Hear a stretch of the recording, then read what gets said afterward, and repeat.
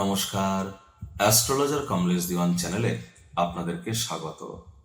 মিথুন রাশি, মিথুন লগ্ন, জেমিনাই সাইনের জাতক জাতিকাদের ক্ষেত্রে বৃহস্পতির অশ্লেষ নক্ষত্রে গোচরের কারণে আগত প্রায় 2-2.5 মাস 19শে অগস্ট থেকে 31শে অক্টোবর পর্যন্ত সময় আপনাদের ক্ষেত্রে ঠিক কেমন অতিবাহিত হবে সে বিষয়ে প্রতিবেদনে আমরা বিস্তারিত আলোচনা করব। আপনারা হয়তো ভাবতে পারেন যে বৃহস্পতির নক্ষত্রগত গোচর অশ্লেষতে এটা তো খুব গুরুত্বপূর্ণ বিষয় নয়। না, খুবই গুরুত্বপূর্ণ।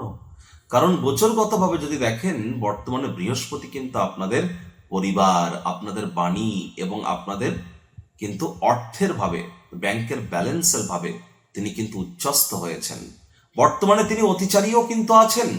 আর বৃহস্পতি এতদিন কিন্তু শনির নক্ষত্র পুষ্য নক্ষত্রে গোচর করছিল, এবার তিনি বুধের নক্ষত্রে গোচর করতে চলেছেন। আর এই ঠিক 19 তারিখের 9 দিন পরই কিন্তু আমরা চন্দ্রগ্রহণও কিন্তু পরিলক্ষিত করব। শনি কিন্তু বক্রী হয়েছেন আপনাদের কর্মস্থানে। সূর্যের সিংহ সংক্রান্তি 1 বছর পর সূর্য স্বগৃহে গোচর করেছেন। স্কিপ না করে পুরোটাই শুনতে হবে। যদি ভিডিওটির প্রকৃত মর্মার্থ আপনারা উপলব্ধি করতে চান, আপনাদের মধ্যে যারা মৃগশিরা, আদ্রা এবং পুনর্বসু নক্ষত্রের জাতক জাতিকা, তাদের জন্য আলাদা করে নক্ষত্রগত আলোচনাতে আমরা থাকতে চলেছি। আর পরিশেষে যেমন প্রতিকার নিয়ে আলোচনায় থাকি, তেমনটি তো আছি। আলোচনাটি ইন জেনারেল হবে, অর্থাৎ এই পৃথিবীতে যতজন মিথুন রাশির জাতক জাতিকা আছেন তাদের প্রত্যেকের জন্যই আলোচনা। আপনি চাইলে আপনার ব্যক্তিগত গণনা এনি টাইম আমাদের দ্বারাই করাতেই পারেন। এর জন্য স্ক্রিনে আমরা নাম্বার দিয়ে থাকি। শনিবার রবিবার আপনারা কলকাতাতে অফিসে এসে ফেস টু ফেস সাক্ষাৎ করতে পারেন, অথবা ওভার ফোনের মাধ্যমে এনি টাইম যোগাযোগ করুন। আর পশ্চিমবঙ্গের আর কোথায় কোথায় কোন কোন জেলায় আমরা চেম্বার করে থাকি তার ডিটেলসও তো আপনারা পেয়ে যাচ্ছেন। আপনারা রাজযোগ চ্যানেলকে যেভাবে সমর্থন জানিয়েছেন, প্রায় 8 কোটির কাছাকাছি দর্শক, 3.5 লক্ষের কাছাকাছি সাবস্ক্রাইবার আপনাদের কৃপাতে আমরা অর্জন করতে সক্ষম হয়েছি। সেখানে আমার কণ্ঠস্বর আপনারা শুনতে পেতেন। আর এই নতুন চ্যানেলে আমরা ফেস রিভিল করে থাকি। আপনারা রাজযোগ চ্যানেলকে যেমন সমর্থন করেছেন, আশা করি এই নতুন চ্যানেলের পাশেও আপনাদের একই রকম সমর্থন আমরা পরিলক্ষিত করব। আর স্ক্রিনে আপনারা এবার যে চার্টটি দেখতে পাচ্ছেন, এটি কিন্তু মিথুন রাশির জাতক জাতিকাদের 2026 সালের 19শে অগস্ট আপনাদের গ্রহগত গোচরের ছক ঠিক এমনটিই কিন্তু দেখাবে। আর এখানে বৃহস্পতি কিন্তু আপনাদের ক্ষেত্রে আপনাদের পরিবার, আপনাদের বাণী এবং আপনাদের অর্থের ভাবে তিনি উচ্চস্থ হয়েছেন। বুধের নক্ষত্র অশ্লেষ নক্ষত্রে গোচর করছেন, অতিচারী হয়েছেন।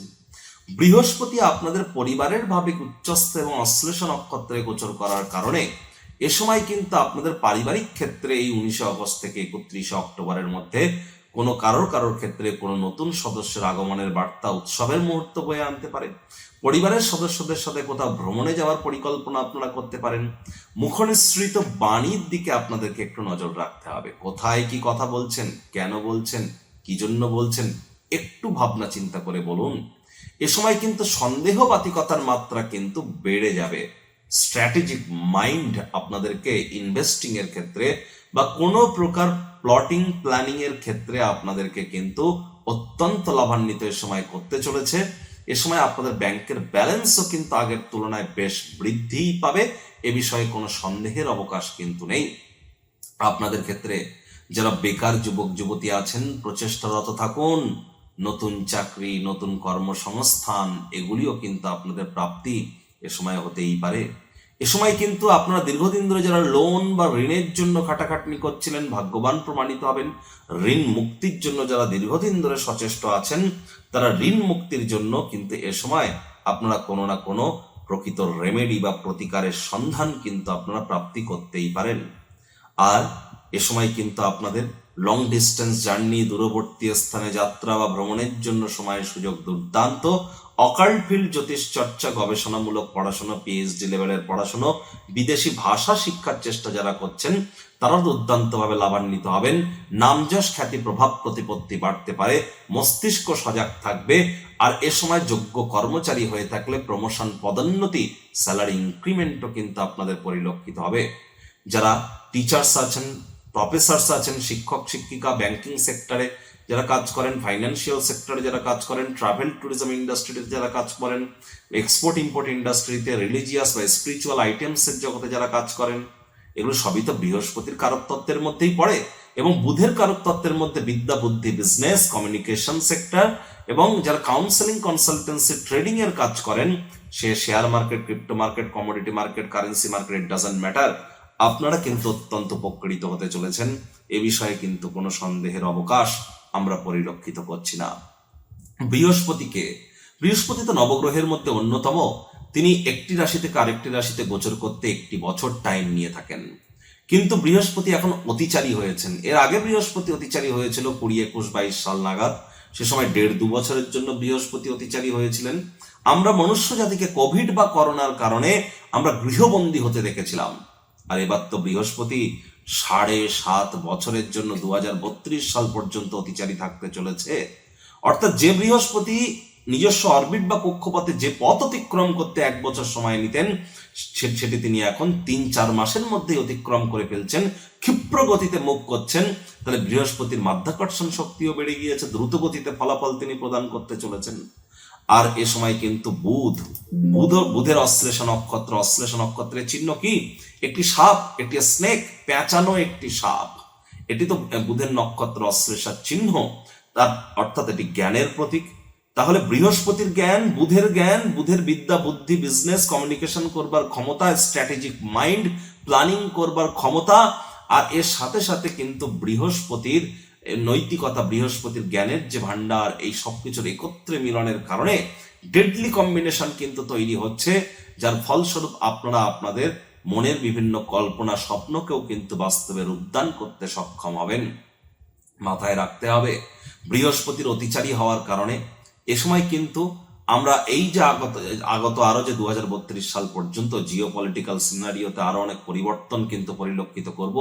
অতিরিক্ত বৃষ্টিপাত, অতিরিক্ত গরম, অতিরিক্ত শীত, সুনামি, ভূমিকম্প, বন্যা, ঘূর্ণিঝড়, এর সাথে সাথে কিন্তু অজানা অচেনা বিভিন্ন জিনিস, গুপ্ত অনেক জিনিস প্রকাশ্যে আসবে, গোপন জিনিস অনেক প্রকাশ্যে আসবে।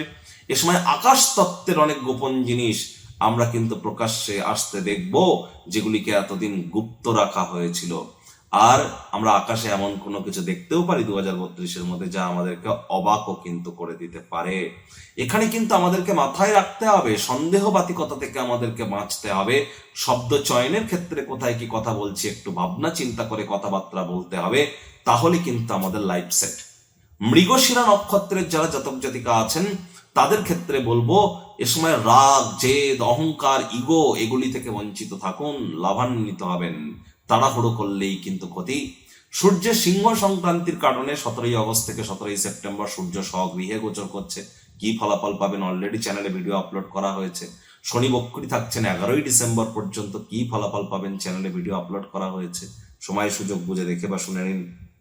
আদ্রা নক্ষত্রের যারা জাতক জাতিকা, দেখুন মঙ্গল কিন্তু আদ্রা নক্ষত্রেই গোচর করবে 12 আগস্টের পর। তাহলে আগুন, বিদ্যুৎ, বজ্রপাত থেকে আপনাদের কিন্তু সাবধান থাকতে হচ্ছে। বন্দরবর্তী, সমুদ্র তীরবর্তী, অরণ্যবর্তী এলাকাতে যারা থাকেন প্রিকশন নিন। শক সার্কিট, আগুন ধরে যাওয়া, এগুলো একটু খেয়াল রাখুন। ইলেকট্রিক বা ইলেকট্রনিক্সের কোনো আইটেম রিপেয়ার করা, ব্লাড প্রেশারের রোগী যারা আছেন বা যারা কার্ডিওভাস্কুলার ডিজিজ আছে, তাদেরকে প্রিকশন নিয়ে কিন্তু চলতে হবে।